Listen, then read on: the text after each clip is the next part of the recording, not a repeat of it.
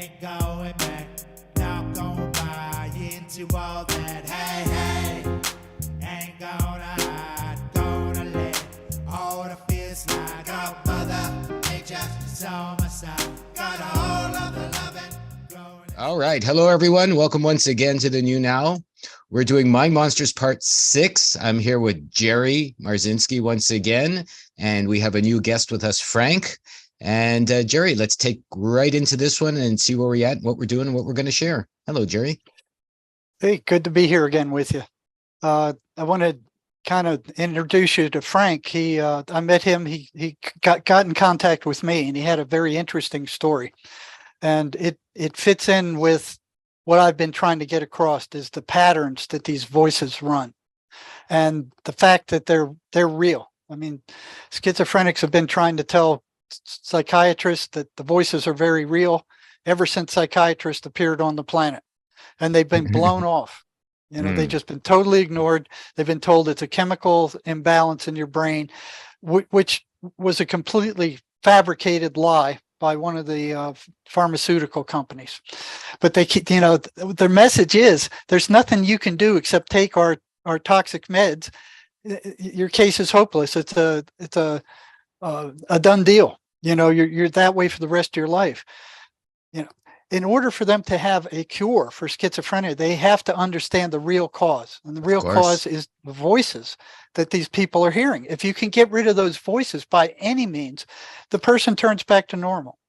You know, now Frank was a psychonaut. He experimented a lot with DMT, and he had a lot of interesting results with DMT, including contacting the positive side of things, where there's positive entities and positive spirits and angels. So he's been there, and he's been down to the depths of the bad side too. So this is what Emanuel Swedenborg was putting forth in all his writings some 400 years ago. He was a Christian mystic. He said, your thoughts don't come from you. They come from other sources other than you, and that your brain is like a radio receiver, and you pick up the ones that you're tuned to, and then you listen to the ones that, you know, have a message that you want to hear. And you know, Frank's a kind of a living example of that. And so he has an entity stuck in him now that invaded him while he was using DMT and piling something else on top of it. So he was on a trip that was way past the standard trip. So maybe Frank, So maybe Frank, you can, you know, bring us into this. Tell us why you decided to try DMT and ayahuasca and whatever other, you know, power plants you experimented with. You know, what your positive experiences were, and what led you to being so-called possessed. Yeah, right. Yeah, so what led me to ayahuasca? Why was I doing ayahuasca, DMT, psychedelics, basically? For the healing aspect side of it, it really is, it's a tool. Psychedelics are a tool. And if you use them properly and responsibly, you can really, really get a lot of work done on yourself, a lot of inner healing. So yeah, I was doing that for quite a few years, and I was working with quite high doses. And we have there's a substance which is called a MAOI. It's an inhibitor, which makes the journey last longer and amplifies everything. It's not psychoactive. It just makes everything last longer and a lot stronger, and basically with any substance. And I combined that with LSD and dimethyltryptamine, DMT. So basically what happened is as I was taking it, I blacked out. And then when I came to, half my body was paralyzed vertically down. And which side was paralyzed? Which side was paralyzed? My left-hand side. My left-hand side. I was still coherent enough in my mind. I was saying, okay, I've taken DMT, it'll wear off in a minute. And then all of a sudden, something grabbed my arms, an energy grabbed my arms. Straight away, it lifted me off the chair, and I opened my eyes. And the first thing I said instinctively was, what are you doing? Because I was looking at these two, what I would describe humanoid-looking figures made of blue light. And I could see them through a background on the other side of what I can describe as holographic images surrounding me. Bit like being in a futuristic hospital in a way. my body was being stretched out, and I was looking at these holographic, some sort of machine scanning my body and feeling the parts of my body that it was scanning.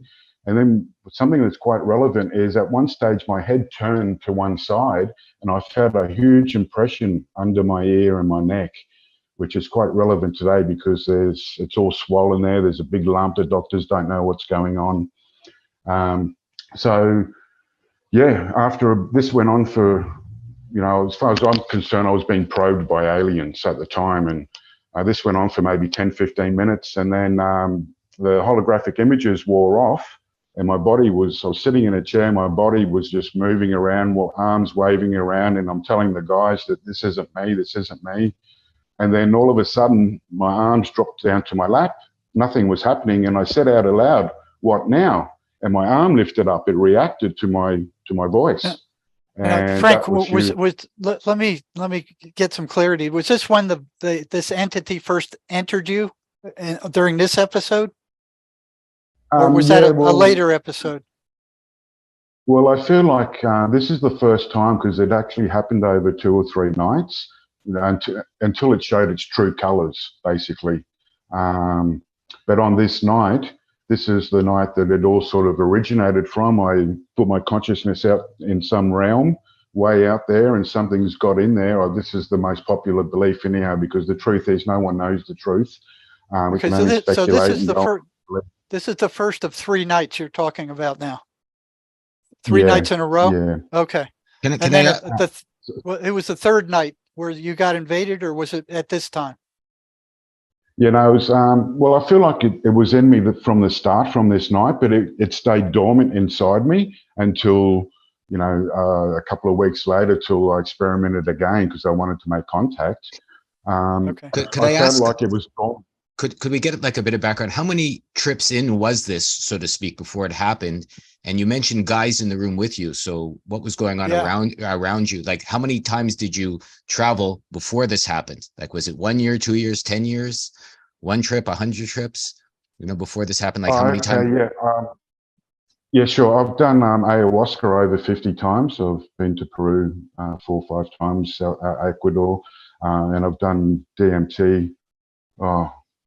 Close to 100 times, I suppose. So I'm quite experienced, especially with the large doses. Like I'm having 300 or 400 milligram, and the breakthrough dose is about 100. So you know, I'm not a stranger to what's just what has happened on that night is totally foreign. Nothing resembles a normal journey, and I put that down to the Harmalan, the MAOI that I used, the inhibitor. Frank, when you say a breakthrough dose, what does that mean specifically? Okay, yeah. We have what's coined a truce dose, which is just enough to get you there to that space, to visit that space. And there's a breakthrough dose, which you have a bit more, which you break through. You actually leave your body, you break through to the other side.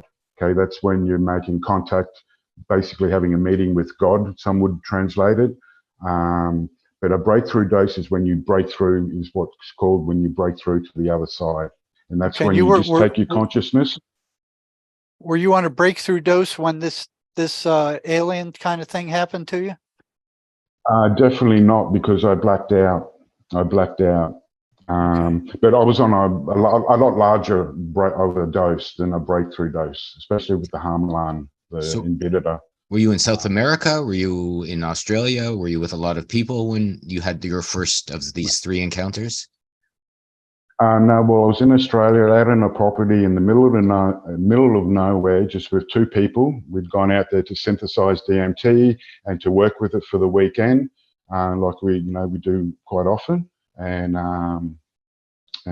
yeah, I'd actually just returned from Ecuador a couple of weeks previously.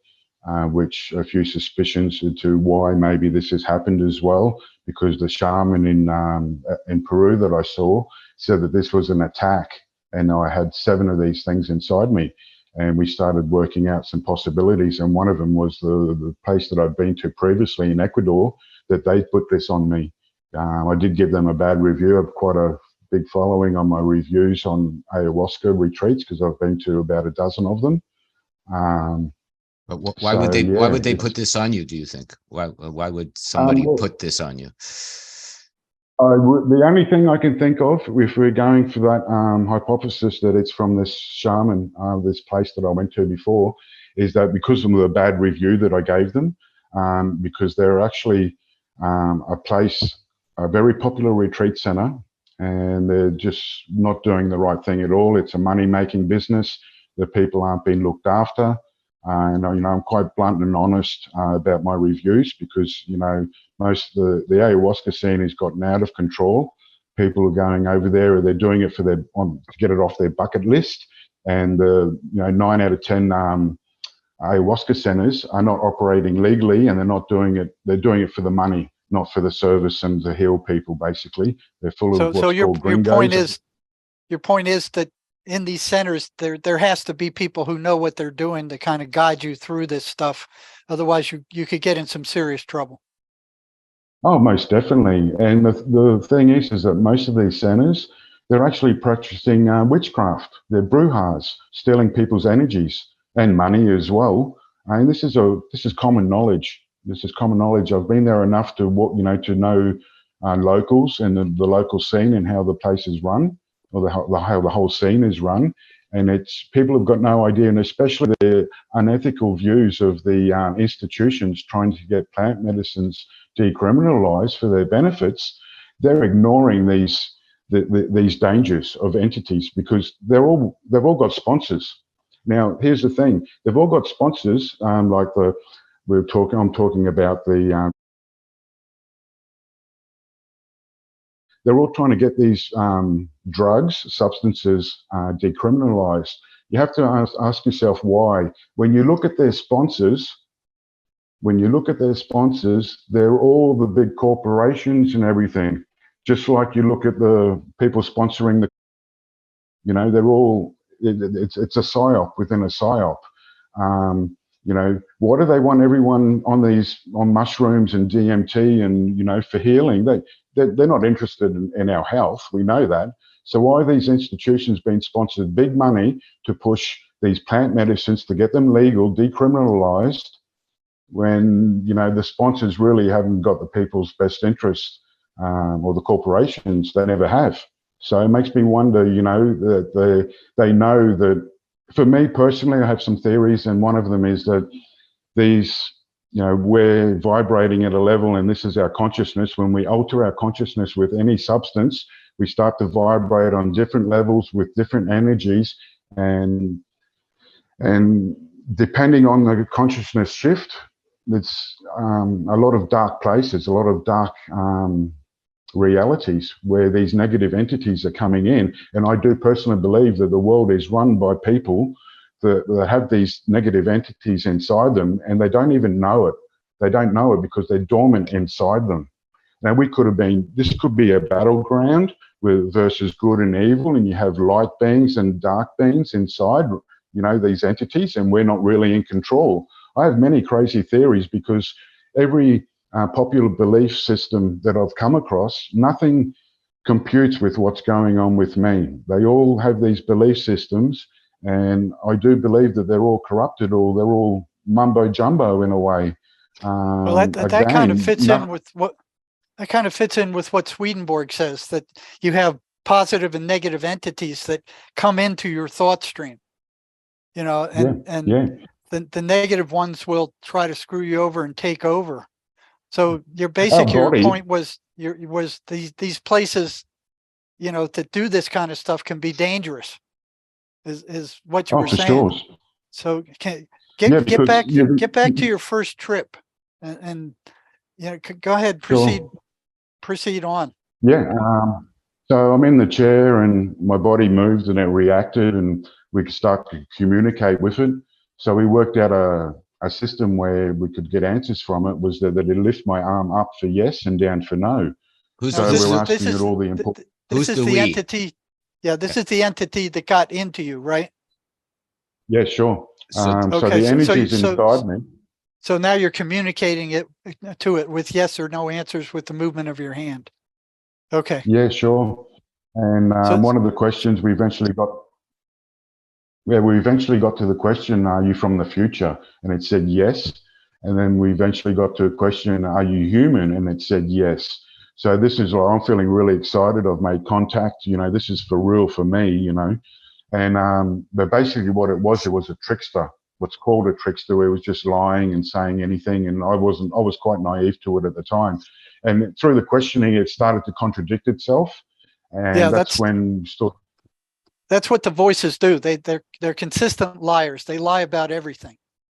So yeah, because when I think about it, the questions I was asking it has no idea. It's just giving me any old answer, because I'll ask it something, a question that's not a question, and it'll still answer. You know, it's it basically reacts to everything, just like it reacted to the shaman. You know, the shaman's power. But yeah, so this thing's inside me. We're questioning it. This went on for a few hours. I went to sleep. So by we're questioning it, you mean you were questioning it? Like you're using plural. We're questioning it. Who's the we? Yeah, my friends were asking it some questions as well. Okay. Yeah. Did you learn anything from it? Or you couldn't no, trust it? You couldn't trust anything? It, really. Nothing it said? At the time, I was still quite naive to it. Still thinking that it was a positive thing, that it was a good energy, you know. I've just made contact with something. My body's feeling alive, it's moving, and you know, it's got its own consciousness, and this is super exciting for me. This is like, wow. And at the time, I thought I must have to take DMT to alter my consciousness to make contact, because the next day I woke up and I felt nothing. I felt absolutely nothing. And it wasn't until a week later when I returned to another property, to another friend's place, and I told him all about it, and I wanted to redo the process. So I'm basically inviting this thing to come inside me. Little did I know, but it was still inside me. It was dormant. And this is why I believe that most people in the world have these things inside them and don't know it. You know, when people say or do something that's totally out of character, and, you know, you question it and go, where'd that come from? Why'd I say that? You know, that's not me. That's not them. Yeah. So the following week, I went to my other friend's place, told him all about it. I took DMT, it's really strange. Nothing happened. It didn't work. I stayed straight, which is really bizarre. It's the most powerful psychedelic known to man. This is where I know I've done something in my mind with my receptors or something.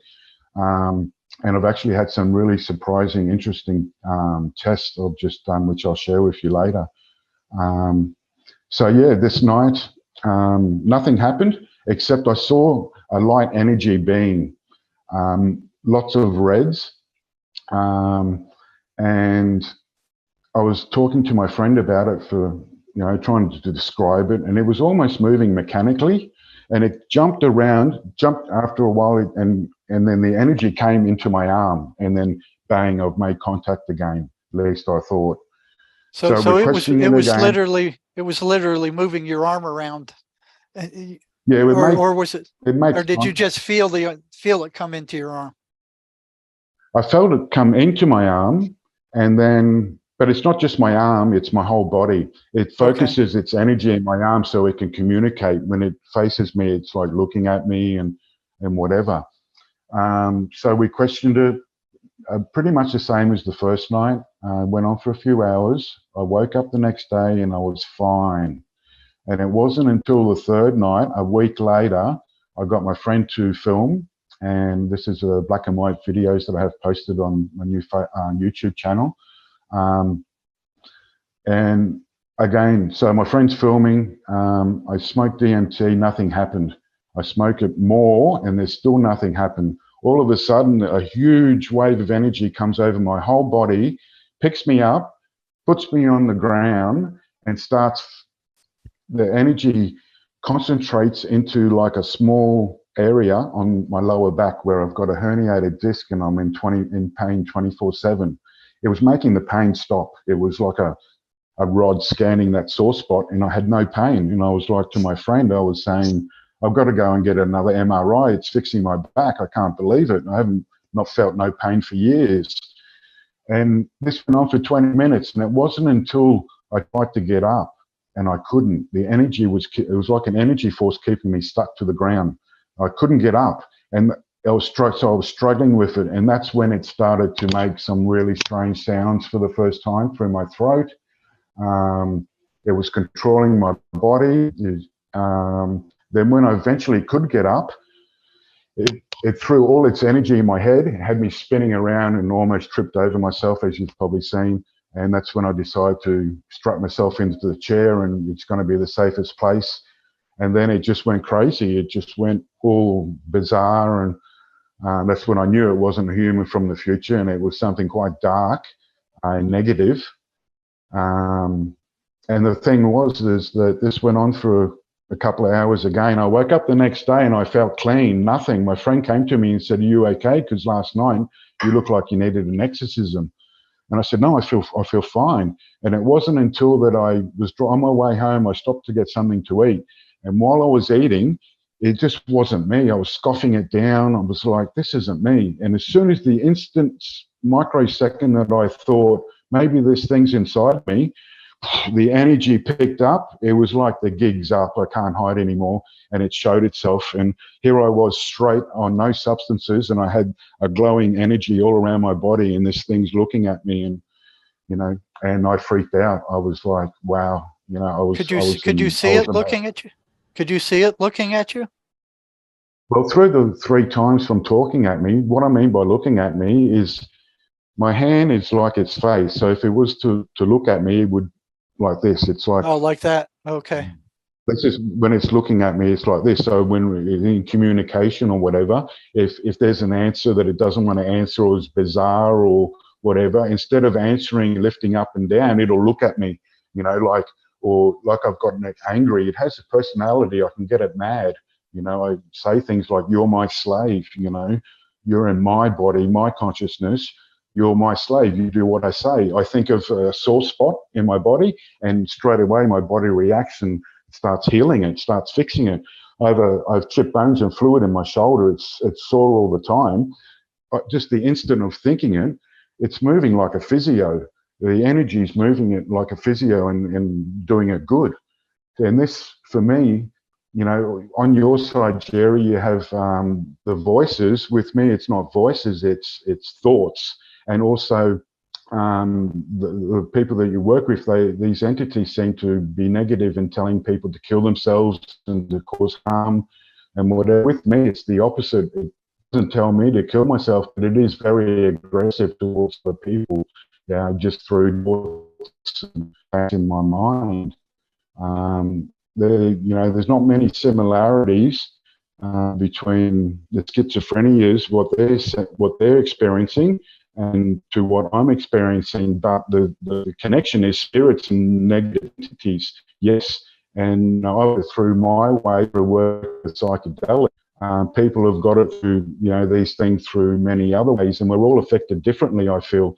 And I feel that what's happening with me is breaking, because symptoms showing, I'm so many symptoms that it's just unbelievable. I can't find any connection with any belief system.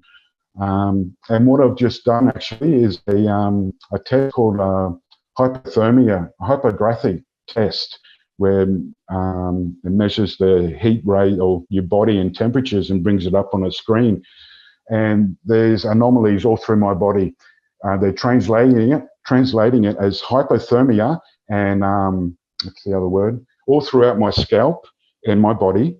My scalp and my facial features are showing what's called hypothermia and myofascial. What they're claiming is myofascial syndrome.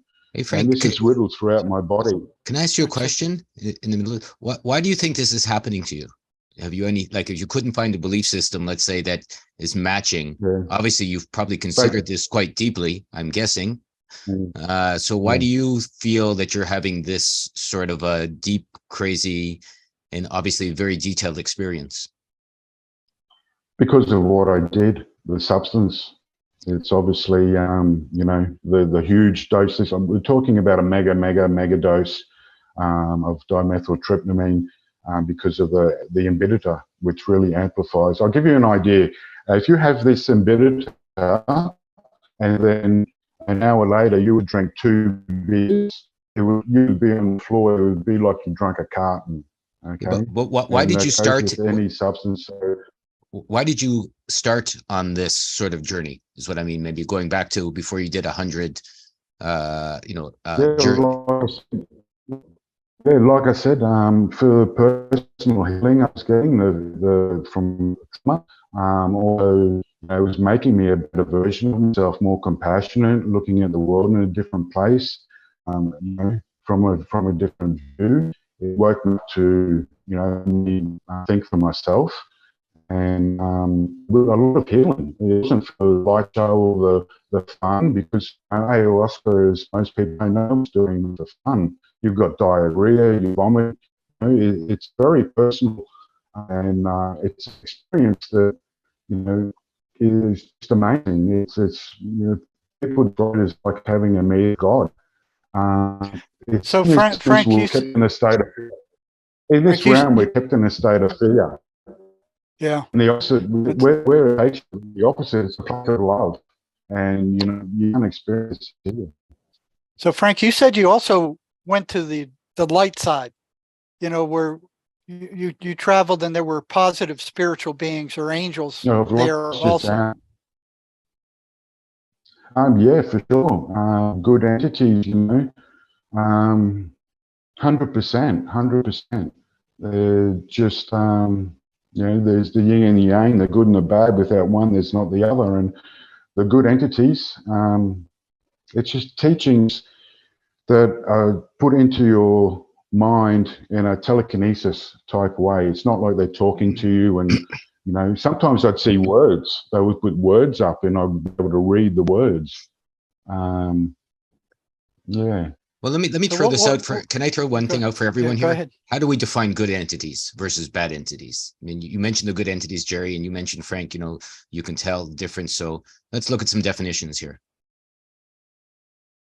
Good entity, the loving connection that you're getting, of bliss and healing, that's coming from from something so. No, how could something negative or bad give you such a great feeling and connection? A dark entity, for me, I don't even know if this is an entity. It's, for me, it's a life form. It's some sort of life form, and it's made of light and energy. It's an energy form. What's it like sharing your What's it like sharing your consciousness with this thing? Yeah, the last year and a half or so, I've pretty much been ignoring it, and living my life as if it's not there, because the energy has gotten weaker, and so it's not sort of in my mind 24/7. I've stopped panicking. I've tried a lot of things. I can't keep going along like I was for the rest of my life. Feeling sorry for myself and what have I done, and no one's helped. Feeling alone and. What can I do? I've tried all this now, and so I just come to accept it. And I came to accept it, and I started to look at it as a gift in a way, because it's amplified my empath abilities, and I feel energies. So I try and look upon it as a gift, and don't let the negativity of this thing, of what it seems to be, to get to me. I just try and be positive, and I do work with, I am still working with psychedelics every now and then to try and find some answers, because this is where the problem originated. I've looked for answers here. Maybe I can find some answers in that world, in that level of vibration. And I think I sort of am. At least I'm getting some insights. And I can give you an example. So how do you stop this thing from interfering with your life? Well, in a way, it doesn't. The only way that it can interfere with my life now is the thoughts. When I leave my mind empty or whatever, or it'll put negative thoughts in my mind, and that's it. The light energy, it doesn't hurt me, except sometimes it really pushes some of the energy hard on one spot. Like at the moment, it's on my front tooth, and my front tooth is like, it's frozen. It's just so sensitive. and just all my necks and glands are swollen down one side. Right now? Apart from that, yeah, they've been like this for, actually there was a shift of energy about 8 months ago. The energy that was surrounding my whole body seemed to focus on the side of my face.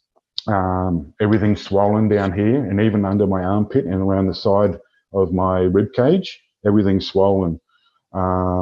It's all inflamed. The doctors don't know why. I've done an MRI, I've done scans all throughout my body on these parts, and they keep shifting. And 6 or 8 months ago, they'd shifted, and now it seems to be shifting a little bit around the front of my face. It's pure energy, and if I concentrate, I can work that energy and push it down to my lower part of my body, which was the lady that did the thermography test. We did the test and we looked at the results, and then I said, hang on, can we take one more picture? I'll just do something. And for 30 seconds or so with my mind, I pushed that energy down. So it was with my back, fixing my back and everything. She took another picture and it would all change. The facial thermo reading had changed. So that proved, especially to her, that I can control my body temperature or something with my mind. Now, she's advised me to get some other professionals to interpret the readings, the findings, because they're quite bizarre. They're really, really quite different. Now, the medical people the doctors haven't found anything. So maybe, I'm on the path to, because I believe the way for me to prove anything is to prove that there's something physiology going on with my body that I could maybe even control with my mind. So I'm looking to, Who are you trying to prove something to, and why? Who?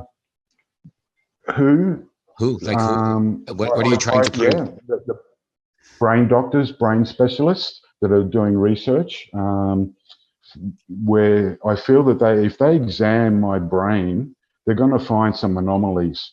And then if they're going to, then I'm going to have to put my story and my evidence with what their findings are. And maybe, hopefully, at least they'll realize no one's going to believe that I've got a entity from another dimension in my brain. I can never prove that. I know that, especially in today's world. But I may be able to prove that something's going on with my body that isn't 100% kosher.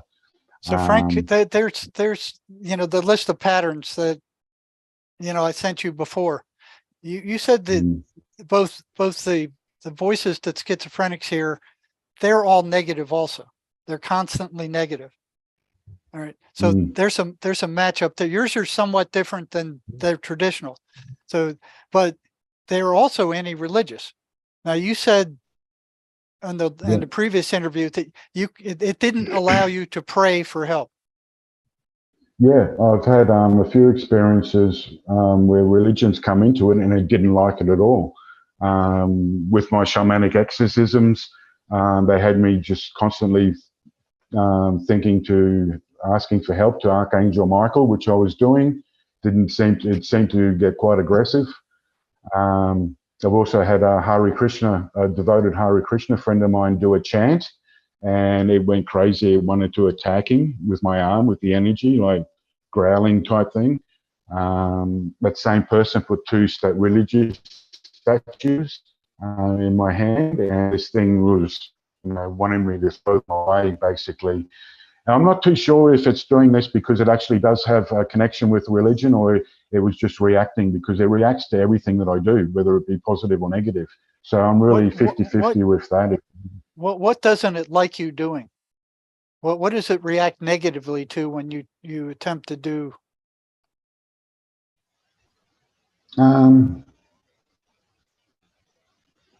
I can't think of anything. I can only go on the previous things that I've done with those, like I've just mentioned. Have you tried to go to a church with this thing? No, I've been meaning to. I think that would be interesting. And I'll probably do that this week, actually. Yeah, I've been putting that off. So Frank, can I ask you a quick question before Jerry jumps in? Why did you contact Jerry in the first place? Well, How did you, I saw that. I saw what he was all about. He realised that these voices are not real, and the chemical imbalance is just a scam. There is no, they can't tell you what chemicals. They can't tell you the degree of imbalance. So, and I'm hearing these voices or these thoughts. So with Jerry, at least I've come across someone that actually knows, a professional, 35 years of his trade, that knows and believes that entities are real, that dark force entities are real. And that's the connection that I had with Jerry.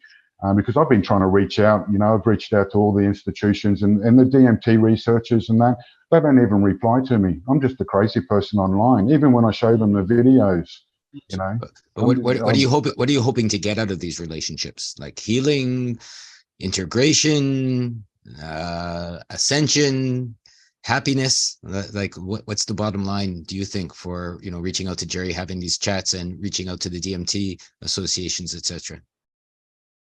Bottom line for me is getting some exposure. I can maybe someone that's listening can, I'm open to ideas, but basically professionals getting that exposure where I can get enough information, enough interviews where I can send it off to some of these brain specialists at these institutions, and also the people doing the work on DMT if they want to finally answer to me. Because they've been giving me the cold shoulder. I'm bad news. I'm bad news for their sponsors. But what are you trying to get for the whole planet? What are you hoping to get for yourself is what I mean, Frank? For myself, on a personal level, yeah, from these experiences. I guess the only thing I am looking for, I'm still looking for some answers. I'm looking for answers. And at the moment, I think I have to start with what I did with my consciousness, with my brain. So if I can get some sort of medical answers for a start. Answers to, apart from that. What are the questions? Like, what are you looking for answers to? Well, to start with, I do believe that I've done something, there's got to be some receptors or something that's out of whack. Okay. I do believe I have some sort of connection to this realm, because let me tell you something. If I use medical cannabis every day, and when you use a certain product every day, your tolerance goes down or whatever, and I don't really get high, you just stabilize. I went a month without using cannabis. 2 weeks ago, I used cannabis. So it was obviously almost like the first time. It was really a lot stronger. It was altering my consciousness a lot stronger. I went straight into DMT land. My eyes were closed and I was saying it was as if I'd taken DMT. Okay, now this shouldn't happen. Some would say it's impossible. It's happened to me with mushrooms before. When I experimented with mushrooms after this happened, I took a small dose of mushrooms and I went straight into DMT land for 4 hours. Sure, lots of people have flashbacks, yeah. Frank, do you feel that this isn't flashback? This is the embedder that hasn't rewind itself. It's supposed to be reversible. This is Frank, do you feel you have to keep this thing under control? Does it try to take control of you at times? No, it can't. Its energy is not strong enough. And even when it can give it the power, when I use substances, it still doesn't, try and attack me or, anything negative. It's actually quite positive. Well, you just got done saying that if you left your mind blank, it fills your mind with negative thoughts. Yeah, but negative thoughts to me is not a problem. I combat that straight away. Negative thoughts, we all sort of get them. I've gotten used to them. I shut it off straight away, and, I've been in a lot of accidents, Jerry, and stuff. And, I know what pain is, and negative thoughts, even some pain, it's not real pain to me because of my threshold is quite high. So, and everything I've been through physically and mentally, a few thoughts, negative thoughts in my head, I've just gotten used to it. It's nothing. I wipe it off as if it's not, it's not even a thing. Now, what does this thing react to? What does this thing? What upsets it? So apparently you've come to some kind of truce with it, right? Sort of. I don't know about a truce, but I know that it's never going to tell me. It's made clear that it's never going to tell me who it is, what it is, where it's from. There's just, that's very clear. It's also clear that we can't be friends. We can't, because we're sharing the same consciousness. We can't make a deal. We can't, it's just having none of it, having none of it. And like I say, apart from that, it can't do me any harm. It's my consciousness, it's my body. What does it want from you? I really don't know. I'm surmising that it wants to be in this dimension as long as possible. This is why it's good to me. It heals me or whatever. If it wanted me gone, or if it wanted to do me harm, I would imagine it would be, you know, doing things to try and scare the crap out of me, you know, with my body or whatever. But it doesn't. It seems to be just stable, just neutral in a way. How do you know when it's active? How do you know when it's active? It's not like it's on and off. It's a constant. It's energy, and its energy is around my body. I'll be back. You guys keep sharing. Yeah, it's around my body. It's just an energy. It's the only way to describe it. So it's not like it shuts itself on and off. It can move around and focus in one area and actually get a bit stronger if it wanted to, but it doesn't seem to. Even when I use the substances, I know it has the power. I know if I release my face and relax, it's going to come out like it does in the videos, and it's really hard for me to get it back in the longer it's out. But it doesn't seem to do that anymore, or, you know, it's a strange one. I just... So do you have to kind of apply energy to keep it from doing that? Do you have to stop it from doing that? I think I do it subconsciously all the time, just through my thought pattern, just through being me. I think I do that most of the time, just a natural type thing. But it's when I have a release, then it will, you know, sort of try and express itself or do something. But it's really just feels like my body's alive and it has a consciousness. So kind of if you move out of the way, it kind of takes over. Yeah, I'll do this with my face. I'll just, if I relax my face, it's just energy and it's pushing out. You know, if I say to it, you know, speak, then it will try and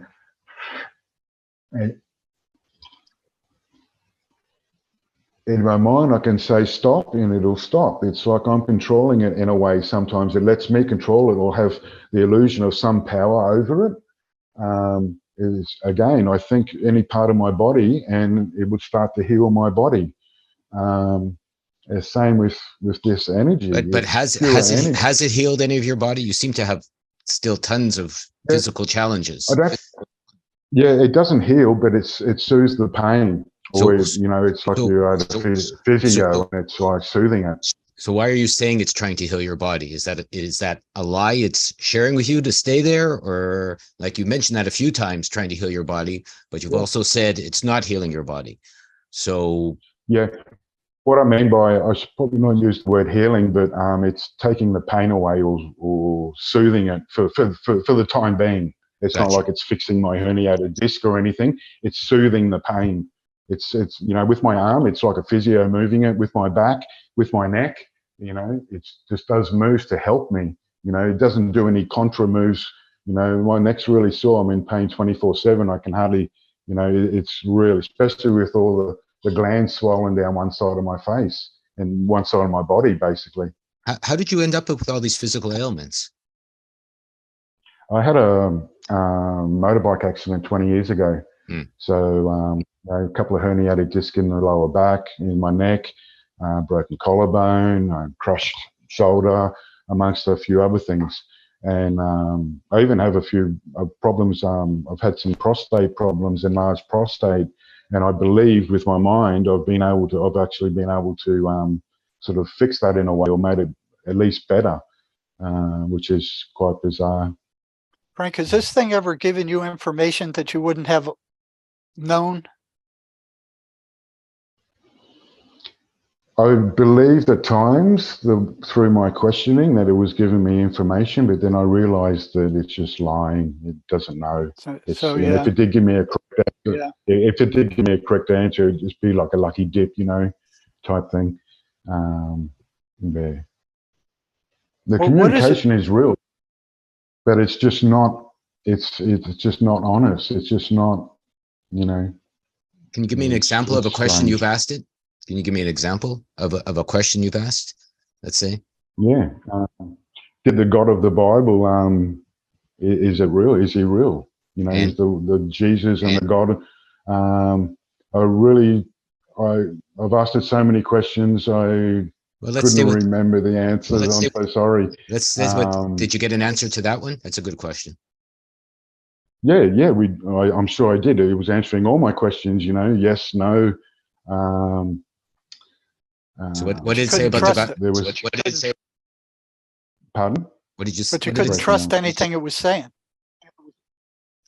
Well, there was a time when I was trusting it, and I was believing it. Still, at the same time, having thoughts of, hang on, that doesn't seem right, And I was really in sort of dreamland, thinking that this was a human from the future for a couple of weeks. I had no reason to question it, but I probably did, and because of its answering in that. But I so much wanted to believe that I made contact. I knew I made contact with something, and I wanted to believe that. I had no reason to believe it was a negative energy until it really showed its true colors. And then from then on, I just, I realized that everything it was telling me was just crap. How did it show its true colors to you? Bad things happening to you, bad energy, bad feelings, Have you watched any of the videos? No. Okay. I can link to them though. Yeah, I thought Jerry had sent them to you, but I'll send them to you. It was when I didn't want to do that without your permission. Yeah, I sent you an email saying it was over, but it's fine. The moment when I was on the ground and I couldn't get up, and it started to make some really growling noises, and I knew this wasn't good. And then obviously, when I was in the chair, and it's basically like The Exorcist, except the only thing missing is the head spin. The head's not spinning around, and that's when I knew that it wasn't exactly a good thing. Now, would you get rid of this thing if you could? Oh, 100%. I've tried. I spent my whole life savings traveling the world trying to get this thing out. Everything I know, everything I believe in, everything I don't believe in. Apparently, I don't qualify for a Christian exorcism. You have to be ordained or something and baptized, and so I've been told. And today, I really do believe that this thing's it's going to be in me till the day I die. I'm quite open to try anything. I'm willing to try anything else. But I just, hopefully with these interviews and coming public about this, to get me some exposure to, well, I might find some answers or some people to at least, believe me and listen and offer some suggestions and words of advice. Now, you said you went to a shaman.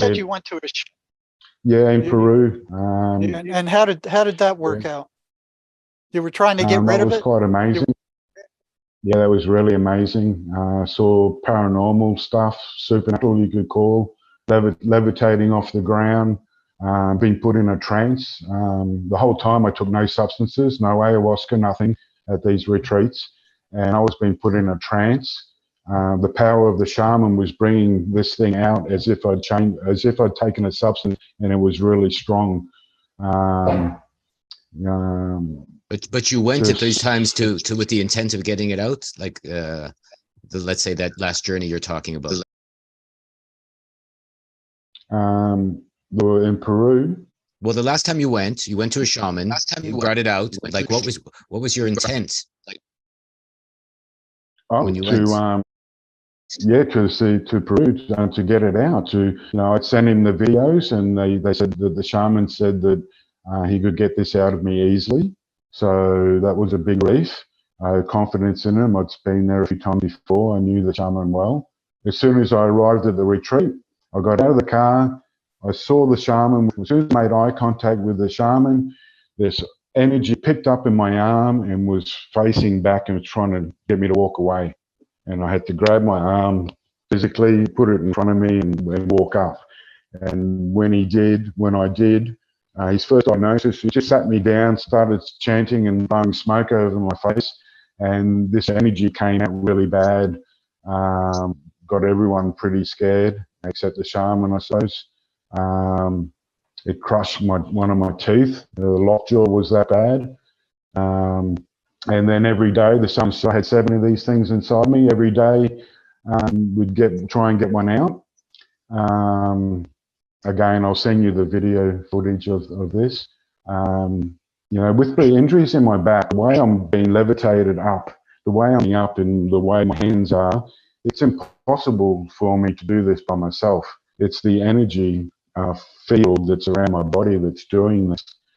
Yeah, so this went on for about 5 or 6 times throughout the next couple of weeks. And on the last one, they said I was clean. I was surmising at the time that maybe I do know that one of the tools of shamanism is placebo. So, and I had good reason to believe that they were doing a placebo on me. And so on the last day, they got the last one out. They said I was clean. The next day, they had me with group at the retreat do some breathing exercises to release some natural DMT. And the energy picked up, this thing went crazy, and that's when I knew that, you know, back to square one. Did you feel different after he said that he'd got it out? Yeah, most definitely. I feel that it wanted the retreat, so it stayed dormant. It went dormant inside me because I did sort of clean. They said I would feel some residual energy. So I feel that this thing hid again inside me, making me believe that they did get it out. And it wasn't until I was on the airplane going to Cusco that I sort of suspected again in my mind, you know, a bit of energy. And I got to Cusco, and then it just showed itself as if from day one, it was just the energy was back, and it was like, you know, yeah, it hit me to get away from the shaman. This is what I believe. And so then I couldn't go back to the same place because they were booked out. They were a retreat center. So I went to another ayahuasca center, which I'd been to before, except this time he let me drink ayahuasca. I have a bit of a problem with ayahuasca, although I've drunk it maybe 50 times. It's only ever worked once or twice. I seem to be immune to it for some reason, or it works with me in a different way. So yeah, I drank ayahuasca, it didn't do anything. And then he worked on me, and he was, by the chanting and everything, it was more of a Catholic or Christian sort of shaman saying words that I recognized, like Mother Mary and things like that. And the energy didn't seem to be as strong as the last shaman, but it was definitely quite strong. And same, he'd work on me for an hour or two, and then I'd go to sleep, wake up, the energy's still there. Nothing's really changed. What did these guys charge for one of these sessions? So the first place I went to is one of the best retreats in Peru. It's called Dreamglade. I think they charge about $120 a day, which is quite cheap, which is one of the cheaper versions. And the other shaman was free. I've seen him plenty of times before, and he didn't charge me at all. Yeah. Frank, what does this thing do if you try to read the Bible? Have you ever done that? No, I would imagine that like now I'm getting thoughts, it would just put negative thoughts in my head, you know. I've watched YouTube videos or videos of pyramids and things like ancient aliens or the Nephilim and stuff like that, and it's very interested. It's extremely interested. I can tell by the way my hands and its face is facing the thing, and when I ask it something, it will quickly, you know, look and then quickly look back to not miss what's going on. You know, I do believe that it can see all around me, because in one of the videos where you see the shaman working on me, where he's sucking one out of my head, the shaman is behind me. Just before the shaman is about to get to my head, this thing, you can see my face cringe up like it's getting ready, it's preparing itself for the shaman. Now, if it was me, I can't, so I couldn't do this. This to me proves that it can see behind me, or its energy can see 360 degrees. Because how can it prepare itself? You know, how, you know, it must have seen the shaman just about to come down and touch my head. And that was quite an amazing thing. So the shaman sucking on my head, and I can feel the energy being pushed up to my head from my body as he's in tune with the shaman sucking, and then he, you know, obviously then I'm burping inwards, getting it sucked out, and then I'm throwing up or pushing his mate. So an old guy sucking on my head is making me throw up. You know, this is just. This thing has a different intent than you do. It's got a separate intention. Yeah, most definitely. Yeah. Like, what is that difference? How do you tell the difference between your own intention and the intention of this thing? yeah, sometimes I have to, like, actually, I'll do something or whatever, and I sometimes think, you know, was that really me? You know, was this thing subconsciously pulling me in one direction? And I believe it does. The way it's had me disconnect from a lot of people that I shouldn't have. I seem to be this energy that I'm reading, my empath abilities. I seem to read people's energies, but I seem to be getting all the negative or all the hypocrisy, because we're all hypocrites in a way, you know. Do you think this thing wants you isolated?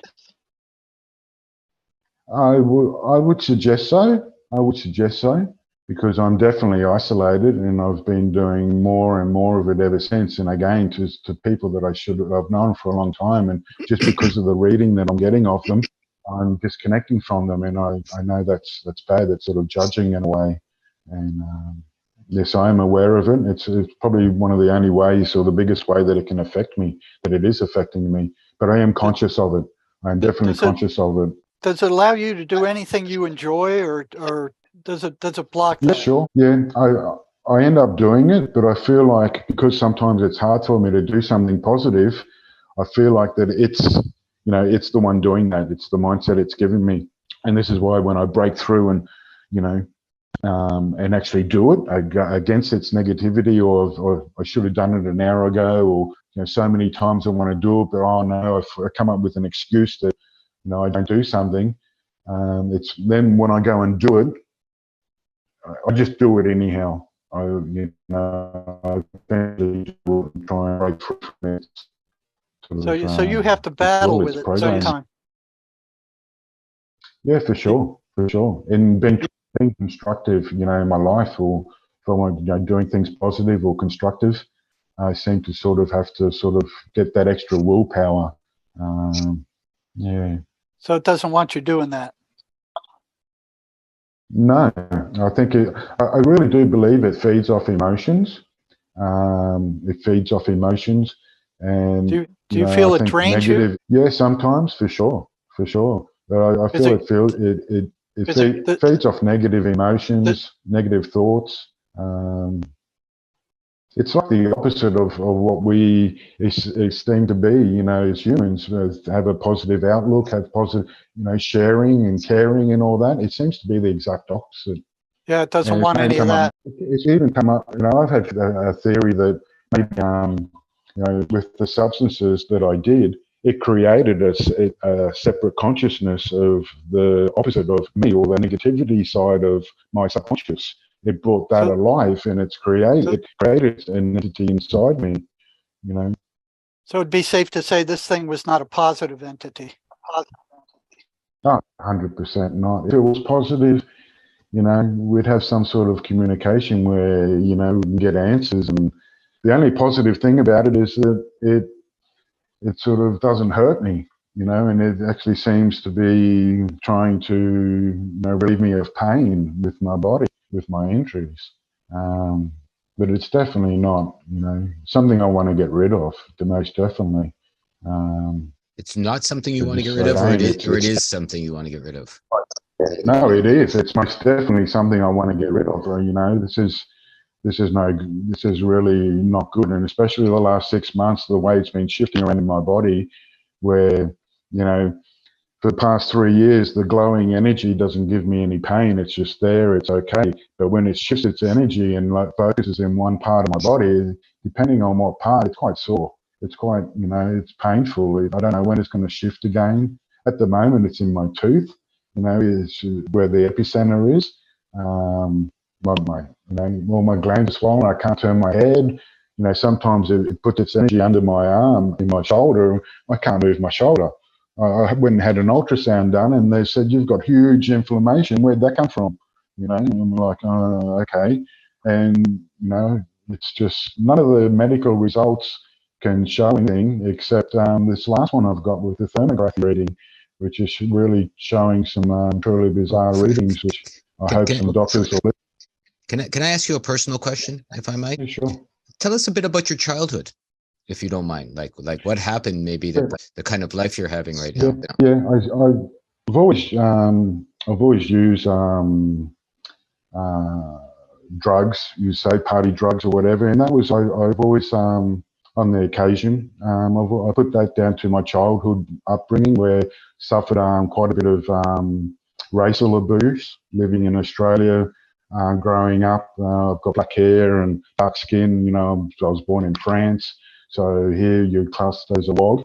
So it's quite discriminatory, and I'd say some mental abuse when I was younger as well, because of all this. So, I couldn't concentrate at school because I'm not learning anything. I'm trying to stand up for myself, so I'm fighting all the time. I did an apprenticeship as a chef.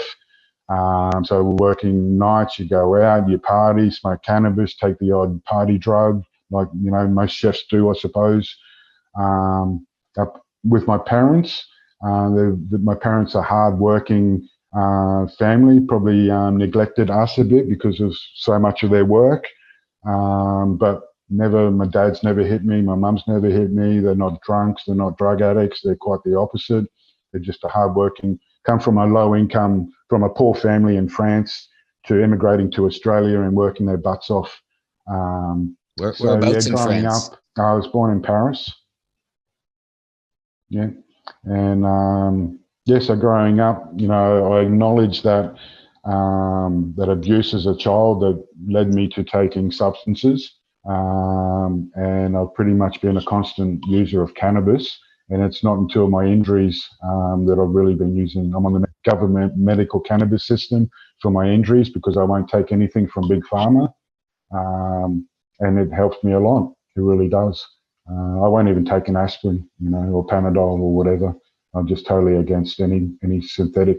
Plant medicines are natural. Dimethyltryptamine is a natural hormone that is produced in our brain. When you use dimethyltryptamine, you're not putting anything in your body that's not already there. You're just putting more of it, and that's why your body knows what to do with it, and the journey only lasts a short period of time, which I'm sure. Frank, what advice would you have for people that are using these kind of psychedelic drugs? What would you tell them? Yeah, I would tell them that you're not being told the whole truth about what the dangers, because they would just seem to know that it's all positive and it's a great experience and everyone's got to do it. This is what they're being told. There are consequences, and there's no return. Just if you're going to do these things, do them responsibly, and that's half the battle. If you're doing it for the right reasons and responsibly, then I feel that you're not going to get taken into that negative sort of energy. And I would suggest that to do it with very few people, or to by yourself, because you're going to attract other people's energies as well. And if they have something in them, it's quite possible that you open yourself up. And that's the problem. People are doing these substances at festivals and parties and things where there's thousands of people. And, it's just crazy. Legalizing plant, I'm against legalizing plant medicines. People are going to hate me for saying this, but they're just not being told the truth. There's dangers. And then, can you imagine, like in Australia, they've legalized cannabis for medical reasons. You can go and get a prescription. I would suggest that 70, 80% of the people on this system are using it because it's cannabis, it's weed, and they're not using it medicinally. And that will happen the same with if they start to legalize DMT and mushrooms and MDMA and all these other substances which they want to do. People are going to be using them for, for fun more than, sure, they do have medicinal purposes, benefits, properties, but it's not. It's like guns. If you take all the guns away, the criminals in the government are going to, abide by those laws. Not, it's the same thing. It's all good. It's all good in theory, but it's not practical. Well, legal or not, people find it if they want to, whatever it happens. Exactly. Exactly. And if you made it legal, look at alcohol. They made that legal, and look at the damage that does. And now they want to make mushrooms and MDMA legal. And what's that other thing?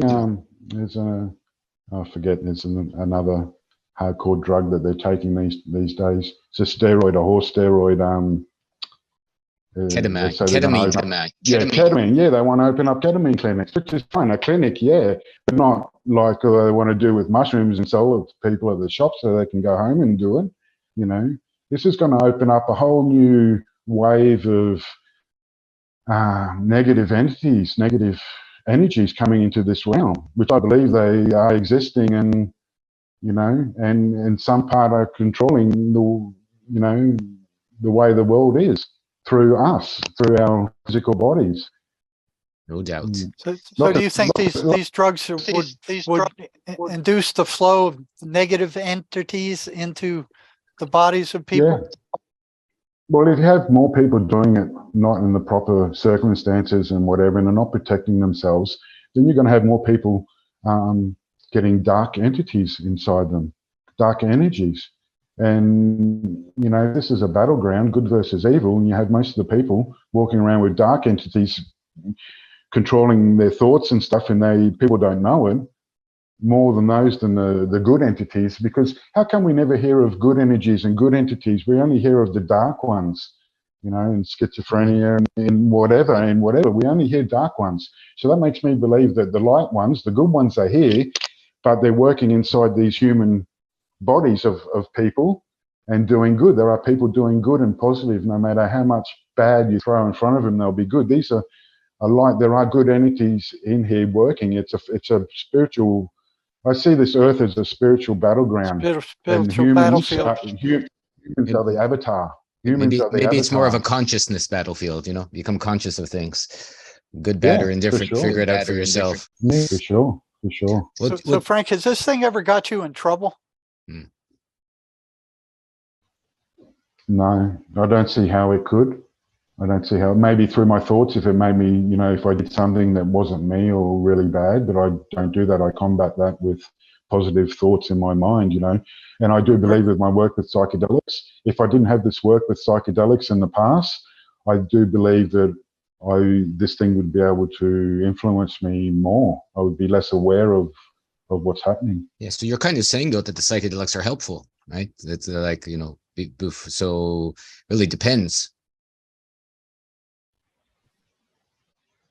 Pardon, I didn't hear the first part. Sorry, but what you just mentioned is that psychedelics have been helpful to you. Oh, most definitely. It's been helpful to a lot of people. Most definitely. Psychedelics are probably one of the best things that happened in my life. It's changed me a lot. I wasn't always, the person I am now. It's definitely helped me a lot. It's helped me overcome traumas. It's helped me, live my life the way I am now. I respect people. I'm more compassionate, a lot more than what I used to be. Anyhow, I have an awareness of things which complements all those traits that I seem to sort of have. And you'll get the same response from most people that have done plant medicines. Have you done plant medicines or? Hundreds of times. Okay, yeah. And your experiences? My experiences have been fantastic. I've come across all kinds of energies, so to speak. I've learned to integrate, what I've heard and what I haven't heard in my life, and, take everything with a grain of salt and figure out, as long as I'm coming from my heart, everything seems to work out just fine. Yeah. Frank, do you have a job? Can you work? Do you have a job? I'm on a disability pension because the accident I did when I was living in France 20 years ago, and it was on the way to work. So because it was on the way to work, I get covered I get a lifetime pension. They class me as 40% handicapped. I used to have, I had total paralysis in the right arm and the left leg. I was in a wheelchair for quite a long time. Okay. And this thing doesn't like you getting around other people. It wants you to be by yourself.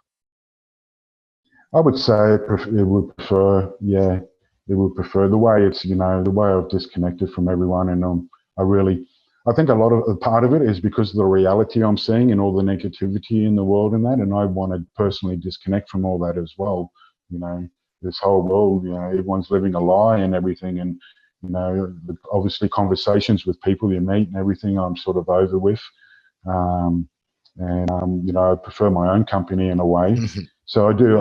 I think part of it is. I think part of it is me, but also I think it has had a part in me to disconnect as well.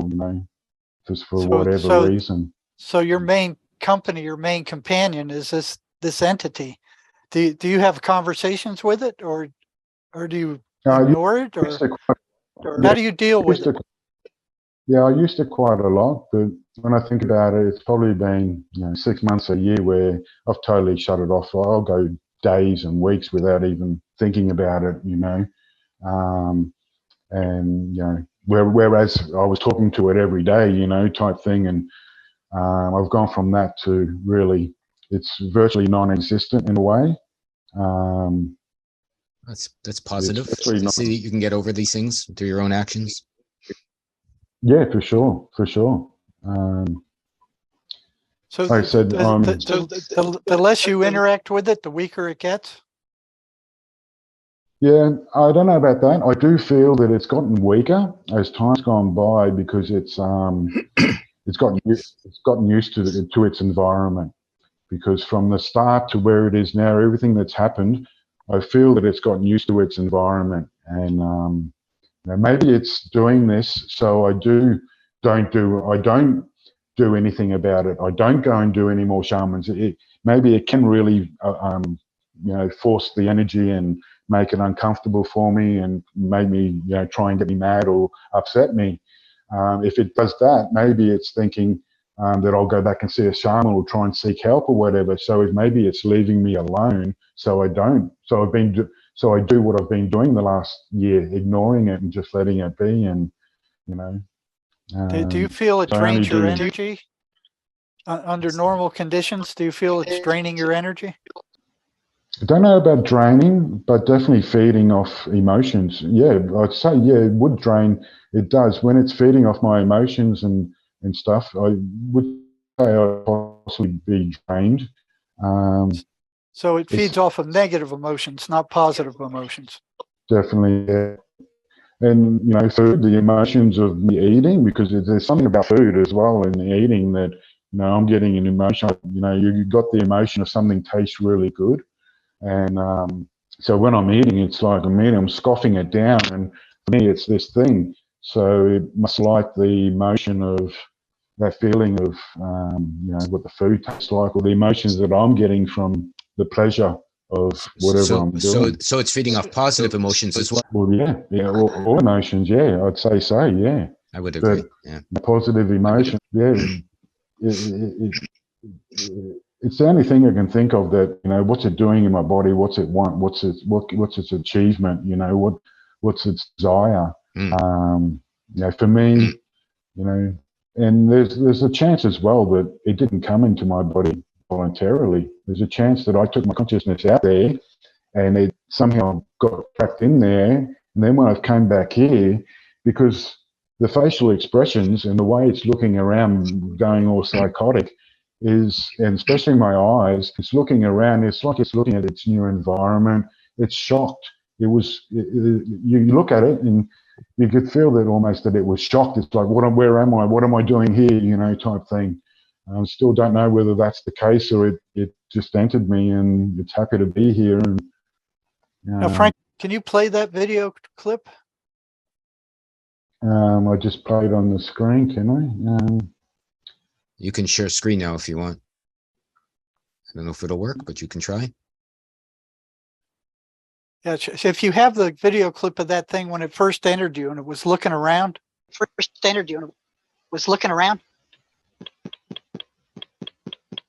Man, can you hear me? I'll just send you the link, and if the viewers, like I say, if you want to put the link to my YouTube channel, Okay. at Yeah. the bottom So, of the video, yeah, I've got a playlist with some clips from the shaman Okay. exorcism and from when Okay. it entered me. yeah, send me whatever links you feel like once we get off, and I can link them to the chat if you like. Well, Jerry, let's say we were going to tie this up in a way that would help people watch it, besides Alvin and the Chipmunks and our Christmas show here. What would you say? I would say that, you know, a number of the traits, the patterns, the schizophrenic voices run, Frank is also experiencing. Now, his is somewhat different, but there's a lot of commonalities. You know, the negativity. I mean, why would a hallucination be negative? Why would a hallucination be anti-religious? So what the psychiatric mafia is saying that these things are hallucinations. We're echoing here. Frank says they create negative emotion if he lets them onto their own. They're negative, and that's the same thing the voices are. They energetically drain their victims. Frank has had that too. Let me see. Frank, do you have your speakers on? You're beside your headphones over there? Yeah, we got a big feedback loop here. Got a big feedback. Do you have your outside speakers on besides your headphones over there? You know what? I had my outside speakers on.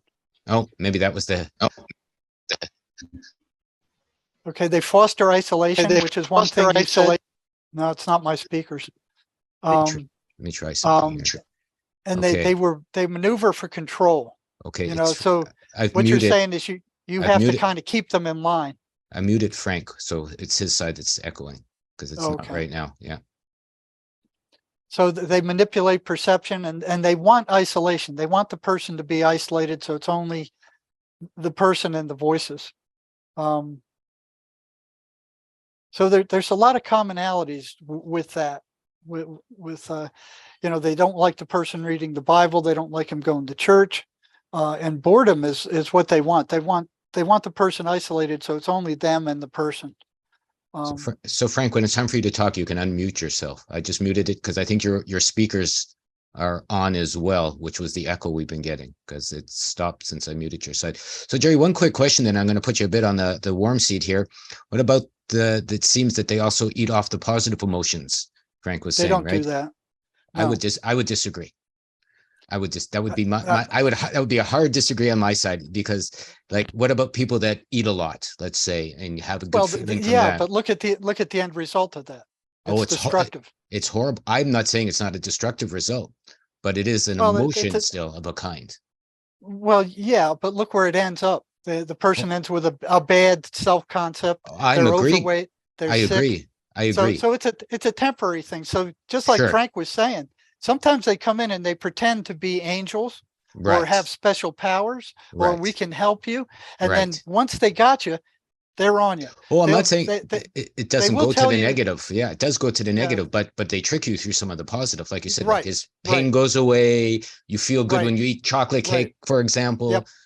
Maybe too much sex people have, you know, I mean, all those sorts of things, right? Yeah. You got it. Yeah. You know, I had them where the meth addicts the voices would tell them where to be and when to be there to get meth. And this was several of them. So they thought that was a good thing. That was great for them. They were all, oh, great, wonderful. That's exactly what we want. But look at the end result. Well, the drugs feel good for a moment. Right. And then it's the same thing with, you know, sex is the same thing. Sex addicts, they end up getting, you know, it feels good for the moment, but then in the long run, it's destructive. So they know that. I agree. Or alcohol, you know, all of that. Alcohol, drugs. Feels good when you're drunk. Yeah. But later on, it, you know, catches up with you. That's what they want. Of course. You know, they'll feed you something good to start with. And once they get their claws in you, then they got you. Gotcha. That's what I mean. That's the honey in the trap, so to speak, or the cheese. Right. Yeah, exactly. Okay. You got it now. Yeah. You know, we're kind of talking about the same thing with different definitions, but I hear you for sure. Obviously. What's on Frank? What would be your parting message to people? What's on his chin there? Looked like he had a few. I know. Isn't that weird? It looks like you got two metal things sticking out of your chin. No, That is interesting. Yeah. Hey, Frank, is there anything sticking out of your chin? Oh, came and went, huh? That was interesting. That Totally was looked weird. totally looked like horns or something coming out of his chin. Yeah. Yeah. It did. It did. Yeah, yeah. That was it. That I was mean, weird. it was clear as day. It was. That was strange. Frank, what is that? What was that? You have to unmute yourself, Frank. I muted you. You have to unmute yourself if you want to chat. Where your little Frank on the bottom left of your screen says there. There you go. What were those things? Both of us saw. Yeah, I just watched. It was like two teeth sticking out of, canines sticking out of your chin. What was that? I just wiped my face, bit of sweat with some tissue, and some of the tissue stuck to my face. Maybe. Didn't look like that. Maybe. Me neither. Yeah, didn't look like to me either. Yeah, because you mentioned before, that they're living in your teeth, so to speak, or your front teeth. Yeah, no, I see the tissue. Well, that was interesting, Jerry. I think it's the first time that we saw some. To me, it didn't look like any tissue. Obviously, it looked like two pointed teeth for sure. Yeah. It looked like two canine teeth coming out, which is interesting. And they stayed there. They stayed there for a good while. Because they came and they went, and they came and they went when you moved your head. So I don't think it was tissue. So it was very interesting to see that. Yeah. So I think what we're looking at here is, as like anything else, like traveling psychonauts, plant medicine. So I think what we're looking at here is useful in moments, but not useful all the time. Jerry has mentioned, that these entities do feed off emotions, and even if they give you a positive one for a moment, it's the negative ones they're after in the long run, so to speak, kind of keep you encaged or enscrolled or enslaved to them, and they feed off you. And, Jerry, maybe we can tie this up with what you suggest, as I said, to people that are having similar kinds of experiences as Frank.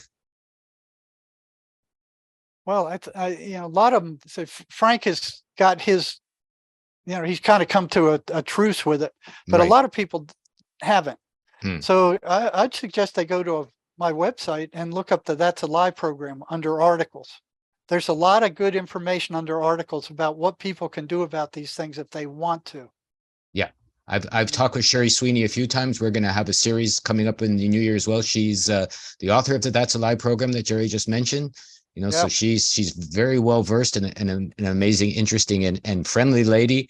And, we're going to dive deeper into these voices ourselves coming in year. Sherry's decided we're going to do a 3-part series. So, you can come and see that. You can see what she's shared on Jerry's channel as well. If you go to Jerry's website, the last chat I had with Sherry on It's All Your Fault and how to figure out to take responsibility for your life is also up there already. And, Jerry, maybe you can tell us a bit about your book as well that can help some of the viewers. Do you have it there? Yeah, I have it here. Forgotten, and it's in German too. Sherry kept reminding me to. This is how we came to the conclusion that the voices run.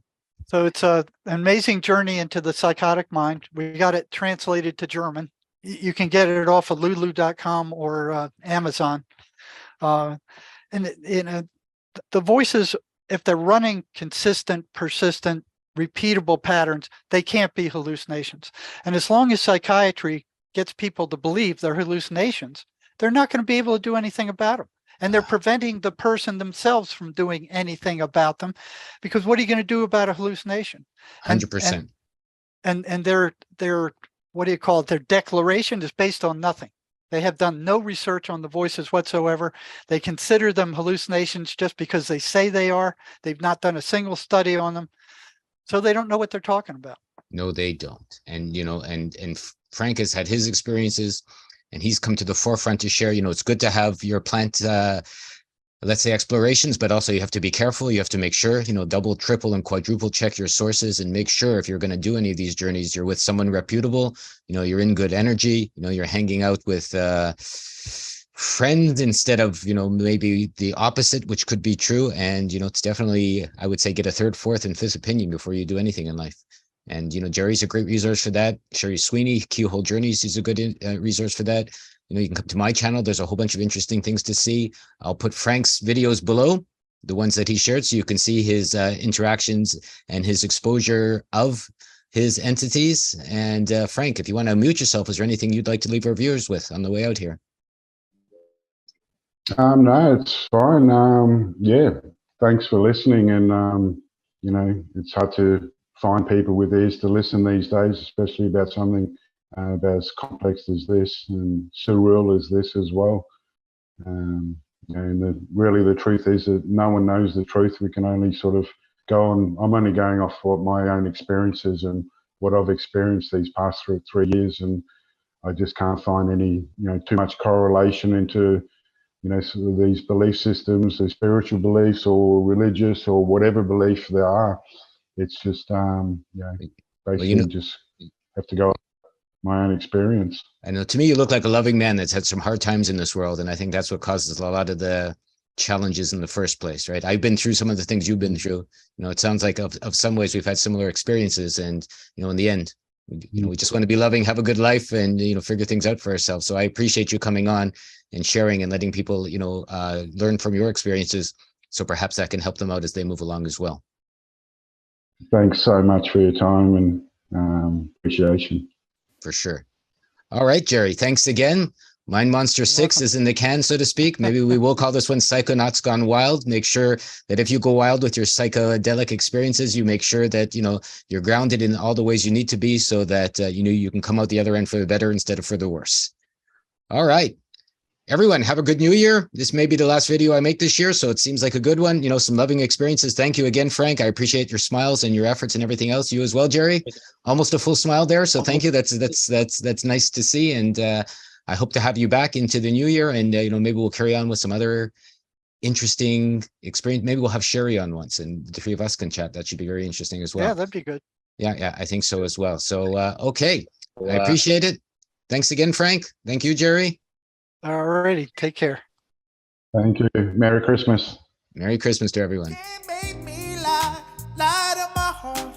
No one tells me where I should start.